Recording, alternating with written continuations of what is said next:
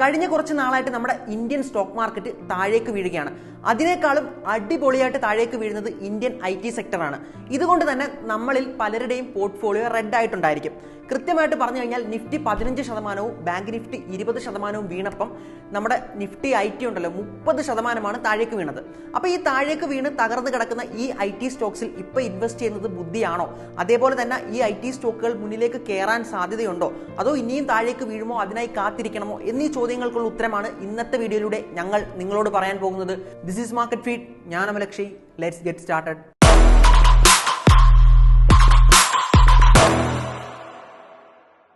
Yes, അപ്പോൾ IT സ്റ്റോക്സിൽ invest ചെയ്യാൻ പോകുന്നതിന് മുമ്പായിട്ട് നിങ്ങൾ അറിഞ്ഞിരിക്കേണ്ട ഒരു കാര്യമുണ്ട്. എന്തുകൊണ്ടാണ് IT സ്റ്റോക്കുകൾ ഇപ്പോൾ താഴേക്ക് വീഴുന്നതെന്ന്. ഇന്ത്യയിൽ മാത്രമല്ല, ആഗോളതലത്തിൽ തന്നെ നോക്കിയാലും IT സ്റ്റോക്കുകളെല്ലാം താഴേക്ക് വന്നുകൊണ്ടിരിക്കുകയാണ്. മൈക്രോസോഫ്റ്റിന്റെയും ആപ്പിളിന്റെയും ഒക്കെ ഷെയർ കഴിഞ്ഞ 6 മാസത്തിനുള്ളിൽ 25%-ഓളമാണ് താഴേക്ക് വീണത്. അപ്പോൾ എന്തുകൊണ്ടാണ് IT സ്റ്റോക്സ് താഴേക്ക് വീഴുന്നത് നിങ്ങൾ ആദ്യം അറിഞ്ഞിരിക്കണം. അപ്പോൾ കോവിഡിന് ശേഷം എല്ലാ മാർക്കറ്റിലും വലിയ രീതിയിലുള്ള ഒരു റാലിയാണ് നടന്നിരുന്നത്. ആ സമയത്ത് ഏറ്റവും കൂടുതൽ റാലി നടത്തിയ സെക്ടറുകളിൽ ഒന്നായിരുന്നു IT സെക്ടർ. അപ്പോൾ IT സ്റ്റോക്സ് താഴേക്ക് വീഴാനായിട്ട് പ്രധാനമായിട്ടും 3 റീസണാണുള്ളത്. ആദ്യത്തെ റീസൺ നോക്കുകയാണെങ്കിൽ നമുക്കറിയാം, കോവിഡിന് ശേഷം ഇന്ത്യൻ മാർക്കറ്റ് എന്നല്ല ലോകത്തെ എല്ലാ മാർക്കറ്റും തന്നെ വലിയ രീതിയിലുള്ള റാലി നടത്തിയിരുന്നു. അപ്പോൾ ഇന്ത്യൻ മാർക്കറ്റിലേക്ക് നോക്കിക്കഴിഞ്ഞാൽ ഏറ്റവും കൂടുതൽ റാലി നടത്തിയിട്ടുള്ള IT സെക്ടറാണ്. അപ്പോൾ ഈ IT സെക്ടറിന്റെ പല സ്റ്റോക്സുകളും ഓവർ വാല്യൂഡായി വളരെ വലിയ കൊമ്പത്താണ് പോയി നിന്നത്. ഇപ്പൊ തന്നെ നോക്കിക്കഴിഞ്ഞാൽ ഇൻഫോസിസിന്റെ ഷെയർ കോവിഡിന് മുമ്പുള്ള നിലയേക്കാളും ഏകദേശം 78% മുകളിലാണുള്ളത്. അപ്പോൾ ഈ ക്രാഷ് തുടങ്ങുന്നതിന് മുമ്പ് ഇൻഫോസിസിന്റെ ഷെയർ എത്ര ടോപ്പിലായിരുന്നു നിങ്ങൾക്ക് മനസ്സിലാക്കാൻ പറ്റിയെന്ന് വിചാരിക്കുന്നു. അപ്പോൾ എല്ലാ IT സ്റ്റോക്സും ഓവർ വാല്യൂഡ് ആയി നിന്നു എന്നുള്ളതാണ് ആദ്യത്തെ റീസൺ. എന്നാൽ ഈ IT സ്റ്റോക്സിൽ തന്നെ വളരെ താഴ്ന്ന നിലയിൽ ഇൻവെസ്റ്റ് ചെയ്തിട്ടുള്ള ആളുകൾക്ക് ഇപ്പോഴും ഒരു തരത്തിലുള്ള ആശങ്കയും പേടിക്കേണ്ട ആവശ്യമില്ല. എന്നാൽ വളരെ കൊമ്പത്ത് പോയിട്ട് ഇൻവെസ്റ്റ് ചെയ്ത ആൾക്കാർക്കാണ് ഇപ്പോൾ ആ സ്റ്റോക്കിനകത്ത് നഷ്ടം വന്നിട്ടുള്ള. ഇതുകൊണ്ട് തന്നെയാണ് നമ്മൾ നഷ്ടസാധ്യത മനസ്സിലാക്കിക്കൊണ്ട് മാത്രം സ്റ്റോക്കിൽ ഇൻവെസ്റ്റ് ചെയ്യണമെന്ന് പറഞ്ഞിട്ടുള്ളത്. അപ്പോൾ എങ്ങനെയാണ് നഷ്ടസാധ്യത മനസ്സിലാക്കി സ്റ്റോക്കിൽ ഇൻവെസ്റ്റ് ചെയ്യേണ്ടതെന്ന് നിങ്ങൾക്ക് അറിയില്ലെങ്കിൽ അതിന്റെ ലിങ്ക് ഞാൻ മുകളിൽ കൊടുക്കുന്നതാണ്. രണ്ടാമതായിട്ട് IT സ്റ്റോക്സ് താഴേക്ക് വീഴാനുള്ള ഒരു പ്രധാന റീസൺ എന്ന് പറയുന്നത് റിട്ടൻഷൻ, എംപ്ലോയി റിട്ടൻഷൻ റേറ്റ് കുറയുന്നതാണ്.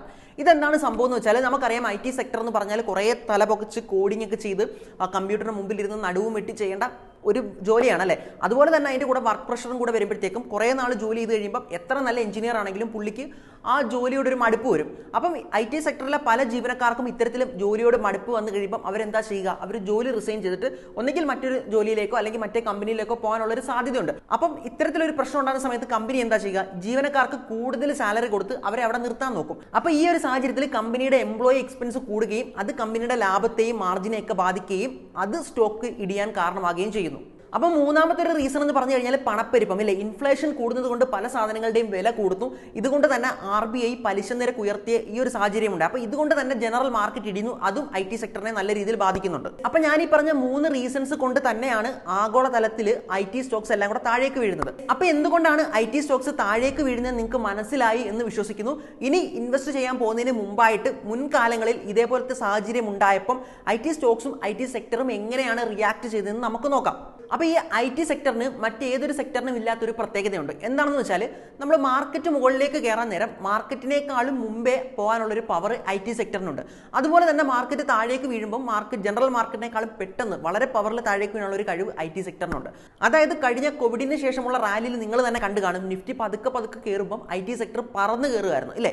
അതുപോലെ തന്നെ ഈ ഒരു ക്രാഷിൽ നിഫ്റ്റി താഴേക്ക് പതുക്കെ വീഴുമ്പോഴും IT അതേ പവറിലാണ് താഴേക്ക് വീഴുന്നത്. അപ്പോൾ ജനറലി നോക്കി കഴിഞ്ഞാൽ IT സെക്ടറിന് നിഫ്റ്റി അപേക്ഷിച്ച് വോളറ്റിലിറ്റി, ചാഞ്ചാട്ടം ഭയങ്കര കൂടുതലാണ്. അതുകൊണ്ട് തന്നെ അതിങ്ങനെ ഓടി കയറി ഇറങ്ങി നടക്കുന്ന ഒരു കാഴ്ച നമുക്ക് കാണാൻ പറ്റും. കഴിഞ്ഞ കാലങ്ങളിലേക്ക് നോക്കിക്കഴിഞ്ഞാൽ IT കമ്പനികളുടെ പല ഷെയർസും മാർക്കറ്റ് ക്രാഷിൽ 70 മുതൽ 80% വരെ താഴേക്ക് ഇടിഞ്ഞിട്ടുള്ളതായിട്ട് നമുക്ക് കാണാം. അതിനുശേഷം പിന്നീട് മാർക്കറ്റ് റാലി ചെയ്യുന്ന സമയത്ത് ഇതേ സ്റ്റോക്കുകൾ പതുക്കെ തിരിച്ചു കയറുന്നതും കാണാൻ പറ്റും. അതുകൊണ്ട് തന്നെ ഇനിയും വലിയൊരു ഫാള് വരാനുള്ള ഒരു സാധ്യതയുണ്ടെന്നാണ് നമ്മൾ ഹിസ്റ്ററിയിലേക്ക് നോക്കിയാൽ മനസ്സിലാക്കാൻ പറ്റുന്നത്. ഒരു പക്ഷേ ഇപ്പൊ നടന്നത് വലിയൊരു ഫാളിനുള്ള തുടക്കം മാത്രമായേക്കാം. മാർജിൻ ഇടിയുന്നതും ലാഭം കുറയുന്നതും ഒന്നും IT സെക്ടറിനെ സംബന്ധിച്ചിടത്തോളം പുത്തരിയല്ല. അതുകൊണ്ട് തന്നെ ഈ IT സ്റ്റോക്സ് മുകളിലേക്കും താഴേക്കുമായിട്ട് കയറി ഇറങ്ങി ഇങ്ങനെ ഓടി നടക്കും. അതുകൊണ്ട് തന്നെ നിങ്ങൾ IT സ്റ്റോക്കുകൾ താഴേക്ക് വരുന്നത് കൊണ്ട് പാനിക് ആവേണ്ട യാതൊരു ആവശ്യവുമില്ല. നിങ്ങൾ ലോങ് ടൈമിലേക്കാണ് ഇൻവെസ്റ്റ് ചെയ്യുന്നതെങ്കിൽ നിങ്ങൾക്ക് ധൈര്യമായിട്ട് ഇൻവെസ്റ്റ് ചെയ്യാവുന്നതാണ്. ജനറൽ മാർക്കറ്റിനെ അപേക്ഷിച്ച് വോളറ്റിലിറ്റി കൂടുതൽ ഉള്ളതുകൊണ്ട് തന്നെ പലരും ഇതിനെപ്പറ്റി മനസ്സിലാക്കാതെ ഏറ്റവും കൂടുതൽ പൈസ നഷ്ടപ്പെടുത്തുകയും ചെയ്യുന്ന ഒരു സെക്ടറാണ് IT സെക്ടർ. യെസ്, അപ്പോൾ ഇനി അനലിസ്റ്റുകൾ എന്താണ് ഈ IT സെക്ടറിനെ പറ്റി പറയുന്നത് നമുക്ക് നോക്കാം. നിഫ്റ്റി IT 27,000 എന്ന് പറയുന്ന ഒരു ലെവലിൽ വന്ന് സപ്പോർട്ട് എടുത്ത് തിരിച്ചു കയറുമെന്നാണ് എല്ലാ അനലിസ്റ്റുകളും വിശ്വസിക്കുന്നത്. നമ്മളിപ്പോൾ നിഫ്റ്റി ITയിലേക്ക് നോക്കിക്കഴിഞ്ഞാൽ 27,000-അടുത്താണ് നല്ലൊരു നല്ലൊരു സപ്പോർട്ട് ഉള്ളത്. അത് ബ്രേക്ക് ചെയ്ത് കഴിഞ്ഞാൽ പിന്നെ 24,000-അടുത്ത് നല്ലൊരു സപ്പോർട്ട് ഉള്ളതായിട്ട് കാണാം. അപ്പോൾ ഇത് രണ്ടും ബ്രേക്ക് ചെയ്ത് കഴിഞ്ഞാൽ പിന്നീട് 17,000-അടുത്ത് മാത്രമാണ് ഒരു സപ്പോർട്ട് ഉള്ളത്. ഏകദേശം 40%. ഇപ്പോഴത്തെ ലെവലിൽ നിന്ന് ഏകദേശം 40% ഇടിവാണ് ഈ ഒരു ലെവലിലേക്കുള്ളത്. എങ്കിലും നമ്മുടെ അനലിസ്റ്റുകൾ പറയുന്നത് അവിടെ വരെ ഒന്നും പോകില്ല, ഇപ്പോൾ ഉള്ള ലെവലിൽ നിന്ന് തന്നെ തിരിച്ചു മുകളിലേക്ക് കയറുമെന്നാണ്. എന്നാൽ ഇതേ അനലിസ്റ്റുകൾ തന്നെയാണ് ഇതിന് മുമ്പുള്ള പല ലെവലുകളും സപ്പോർട്ട് ആയിരുന്നുവെന്നും അവിടെ നിന്ന് റിക്കവറി നടത്തുമെന്നും പറഞ്ഞിരുന്നത്. എന്നാൽ അതൊന്നും നടന്നില്ല, സ്റ്റോക്ക് താഴേക്ക് വീണു. അപ്പോൾ ഇനിയും IT സ്റ്റോക്സ് താഴേക്ക് വീഴുമോ എന്ന് കാത്തിരുന്ന് കാണേണ്ടതുണ്ട്. ഇപ്പം നിങ്ങളുടെ മനസ്സിലുള്ള ഏറ്റവും വലിയൊരു ചോദ്യമായിരിക്കും ഇപ്പം IT സ്റ്റോക്സിൽ ഇൻവെസ്റ്റ് ചെയ്യണമോ എന്നുള്ളത്. നമ്മൾ ലോങ് ടേമിലേക്ക് നോക്കിക്കഴിഞ്ഞാൽ IT സ്റ്റോക്സ് നല്ല രീതിയിലുള്ള റിട്ടേൺ ആണ് തന്നിട്ടുള്ളത്. അപ്പോൾ നിങ്ങളൊരു ലോങ് ടേം ഇൻവെസ്റ്റർ ആണെങ്കിൽ നിങ്ങളുടെ പോർട്ട്ഫോളിയോയിൽ എന്തായാലും IT സ്റ്റോക്സ് ഉണ്ടായിരിക്കണം.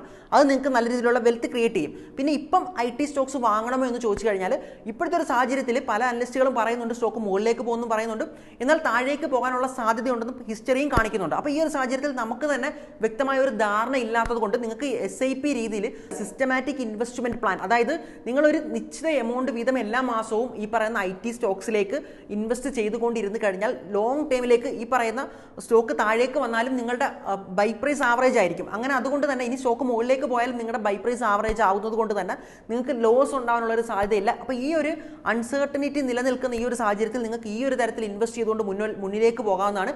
ഇനി അതല്ല, മാർക്കറ്റ് വീണ്ടും ഒരു റാലി ചെയ്യുന്ന ഒരു ഘട്ടത്തിലേക്ക് എല്ലാ മാർക്കറ്റും വന്നു കഴിയുമ്പോൾ നിങ്ങൾക്ക് നിങ്ങളുടെ കൂടുതൽ ഫണ്ട് അതിലേക്ക് ആഡ് ചെയ്യാവുന്നതാണ്.